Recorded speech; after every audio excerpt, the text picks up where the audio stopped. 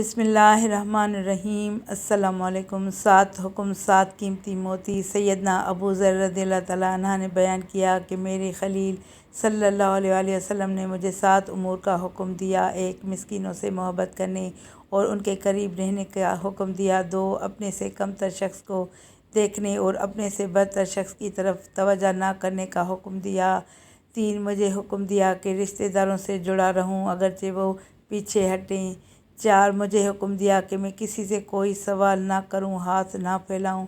5 مجھے حکم دیا کہ میں حق بات کہوں اگرچہ وہ کڑوی ہو۔ 6 مجھے حکم دیا کہ میں اللہ کے معاملے میں کسی ملامت کرنے والے کی ملامت سے نہ ڈروں۔ 7 مجھے حکم دیا کہ میں کثرت سے لا حول ولا قوت الا باللہ پڑھوں، کیونکہ یہ کلمات عرش سے نیچے والے خزانوں میں سے ہیں، اور ایک روایت ان الفاظ میں ہے، یہ کلمات جنت کے خزانوں میں سے ایک خزانہ ہیں۔ صلو علی الحبیب صلی اللہ تعالیٰ علی محمد صلی اللہ علیہ وآلہ وسلم۔